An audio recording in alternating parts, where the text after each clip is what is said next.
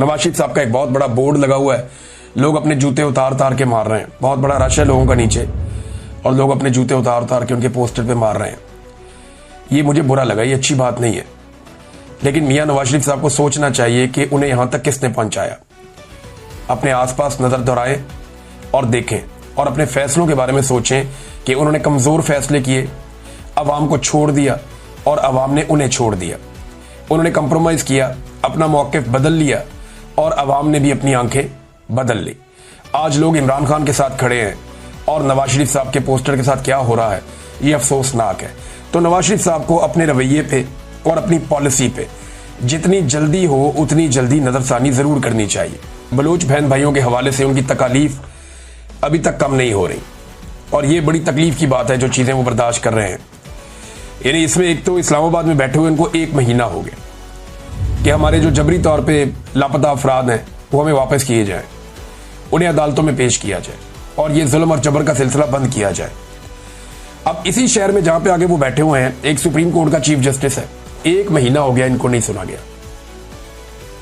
एक high court का chief justice है, उसे इस बात की जल्दी है कि इन्हें यहां से उठाओ, इन्हें नहीं सुना गया।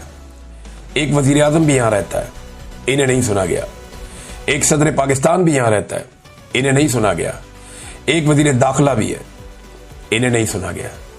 कितनी सख्त ज्यादती हो रही है इन माओ बहनों के साथ जो इस शदीद मौसम के अंदर इस्लामाबाद में आकर 1 महीने से एहतजाज कर रहे हैं और कोई इनकी आवाज सुनने के लिए तैयार नहीं है। कितनी बड़ी ज्यादती है, कितना बड़ा जुल्म है। इस पे नाजरीन कुछ और खबरें हैं। कोयटा के इलाके अफनान टाउन से एक यूनिवर्सिटी के असिस्टेंट प्रोफेसर डॉक्टर उस्मान काजी और उनके छोटे भाई जबरान अहमद को मुबैना तौर पे जबरी तौर पे लापता कर दिया गया। दोनों भाई जिला केज के इलाके नासराबाद के रिहायशी हैं। अब प्रोफेसर वहां पे लापता हो रहे हैं जबरी तौर पे। हालांकि हुकूमत का यह दावा है कि जो नया कानून हम लेकर आए हैं उसमें सिर्फ दहशतगर्दों को 3 महीने के लिए बगैर सबूत के गिरफ्तार किया जा सकेगा। यानी शक है ना कि ये दहशतगर्द है, तो दहशतगर्दी का पर्चा तो मेरे पे भी हुआ हुआ है, इमरान खान पे भी हुए हुए हैं, आधी पीटीआई के ऊपर दहशतगर्दी के पर्चे हुए हुए हैं। हुकूमत जिसको नापसंद करती है उस पर दहशतगर्दी का पर्चा दे देती है। तो ये तो जब चाहेंगे जैसे चाहेंगे सिक्योरिटी फोर्सेज उठा के 3 महीने के लिए गायब कर देंगे और किसी को जवाबदेह भी नहीं होंगे। दावा ये करते हैं कि हम सिर्फ दहशतगर्दों के खिलाफ करेंगे, लेकिन सूरत-ए-हाल आपके सामने है कि प्रोफेसर हैं जिन्हें अगवा किया जा रहा है और जबरी तौर पे उन्हें लापता किया जा रहा है। ये इंतहाई अफसोसनाक सूरत-ए-हाल है। इन चीजों को बेहतर होना चाहिए, वरना पाकिस्तान आगे नहीं जाएगा। पाकिस्तान तनज़ली का शिकार होगा जो लगातार हो रहा है। ह्यूमन राइट्स आपको देने होंगे पाकिस्तानियों को। आप कीड़े मकोड़े बेशक इन्हें समझते हैं, लेकिन आपको इनके राइट्स इनको वापस देने होंगे। नाज़रीन, कुछ डाउट्स हैं जिन्होंने ये दावे किए थे कि 14 अगस्त 2025 को पाकिस्तान ने कुछ इलाके फतह किए हुए भारत के। ये ऑपरेशन बुनियानुल मरसूस में पाकिस्तान ने कुछ इलाके फतह कर लिए हैं भारत के, और जो इलाके पाकिस्तान ने भारत के फतह किए हैं उन इलाकों का नक्शा पाकिस्तान जारी करेगा। 14 अगस्त 2025 को यह दावा किया गया था, कोई नक्शा जारी नहीं हुआ। तो मेरी गुजारिश है पाकिस्तान की मिलिट्री एस्टेब्लिशमेंट से कि इन टाउट्स को या तो आप खबर ठीक दिया करें, फिर इनकी बाद में बेइज्जती होती है, और अगर ये खबर ठीक है तो बराए मेहरबानी नक्शा जारी करें नए मफतूहा इलाकों का जो आपने फतह किए हैं, ताकि हम आपका शुक्रिया भी अदा करें और आपको मुबारकबाद भी पेश करें। खैबर पख्तूनख्वा के बहुत सारे इलाकों में फ्लड आ गया है, सैलाब आया। एक मरतबा फिर पाकिस्तान जो है वो क्लाइमेट चेंज की वजह से लगातार सैलाबों का सामना करता चला आ रहा है। माजी में 10 साल में 8 साल में एक आधा सैलाब आता था, लेकिन अब हम देखते हैं हर साल दूसरे साल यहाँ पे सैलाब आना शुरू हो गए हैं। इसकी एक वजह तो ये है कि क्लाइमेट चेंज हो रहा है, यहाँ पे बहुत ज़्यादा उसके असरात आ रहे हैं। हमने दरख्तों की बड़ी मैसिव कटिंग की है और पोल्यूशन में बहुत ज़्यादा इजाफा किया है। हवा के अंदर जो गैसेस का अखराज है वो पाकिस्तान की तरफ से और हमारे हमसाया ममालिक की जानिब से बहुत ज़्यादा है। तो ये असरात पाकिस्तान के ऊपर लगातार पड़ रहे हैं क्लाइमेट चेंज की सूरत में।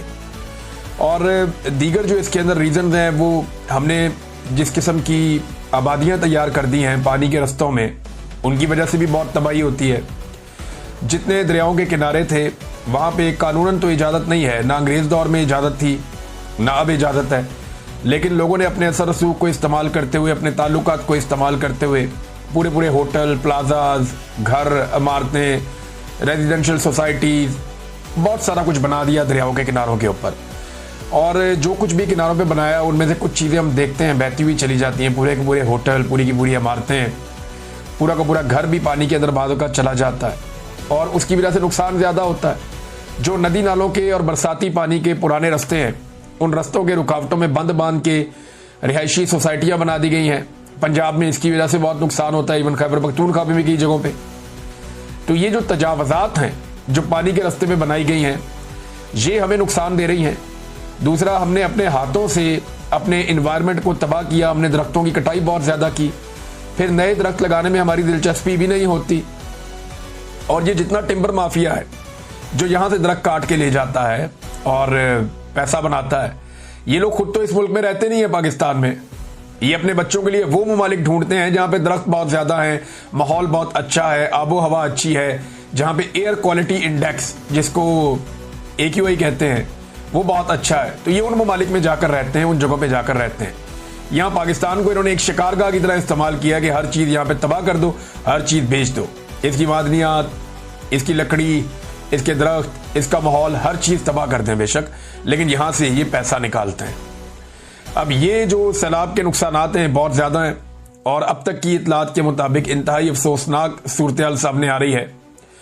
सैलाब से मुतासरा जो लोगों का नुकसान हुआ है उसमें डिफरेंट आदाद शुमार मेरे पास हैं और अब तक की जो मुसद्दका इतलात आई हैं उनमें खैबर पख्तूनख्वा में सिर्फ 167 अफराद जाँ बहक हो गए हैं सैलाब के नतीजे में, जिनमें 147 मर्द बताए जा रहे हैं, 12 बच्चे हैं और 8 खवातीन हैं इस सैलाब में जिनका ये नुकसान हुआ है, जो जिनकी जान गई है, जो जाँ बहक हुए हैं। अच्छा, इसमें मैं आपको बता दूं कौन कौन से इलाके हैं जो ज़्यादा मुतासिर हुए हैं। बाजोड़ का इलाका है, यहाँ पे 21 लोग जो है वो जाँ बहक हुए। बुनेर में सबसे ज़्यादा नुकसान हुआ है और वहाँ पे बहुत बड़े पैमाने पे फ्लड आया, उसका नुकसान भी ज़्यादा है। 78 लोग वहाँ पे जाँ बहक हुए, 5 लोग लोअर दीर में, शांगला में 23 लोग, स्वात में 11 लोग, अपर दीर में जो है वो नुकसान हुआ लेकिन लोगों की जान महफूज रही। इसी तरह जो बटग्राम है वहाँ पे 15 और जो मानसेरा है वहाँ पे जो है वो 14 लोग जाँ बहक हुए हैं। तो टोटल 167 लोग अब तक जाँ बहक हो गए हैं, जबकि घरों को, स्कूलों को और दीगर इमारतों को भी जुज़वी तौर पे या मुकम्मल तौर पे काफ़ी नुकसान पहुँचा है। तो ये नादरीन सैलाब की सूरत हाल है। खैबर पख्तूनख्वा में एक हेलीकॉप्टर भी गिर गया। खैबर पख्तूनख्वा की हुकूमत का जो हेलीकॉप्टर था ये इमदादी सरगर्मियों में इस वक्त मसरूफ़ थे। कुछ जो है वो दूसरे हेलीकॉप्टर भी हैं इंतज़ामिया के जो रेस्क्यू करते हैं, वो भी मौजूद हैं। खैबर पख्तूनख्वा की हुकूमत का एक हेलीकॉप्टर गिरा, उसमें 5 लोग थे जो हमले के, वो जाँ बहक हो गए हैं और उसमें जो अली अमीन गंडापुर साहब हैं उन्होंने सोग का ऐलान भी किया है। तो इस वक्त मुश्किल सूरत हाल है खैबर पख्तूनख्वा में। सारे पाकिस्तान को सपोर्ट करनी चाहिए, मदद करनी चाहिए। और अब देखना ये होगा कि फ्लड अगर ये ज़्यादा है और पानी का ये फ्लो नीचे आता है तो पंजाब में और सिंध में किस किस्म की सूरत हाल पैदा होती है, क्योंकि कैशमेंट एरिया जो है वो ऊपर है और वो वहाँ है जो खैबर पख्तूनख्वा के इलाके हैं, तो वहाँ ज़्यादा तबाही हुई है।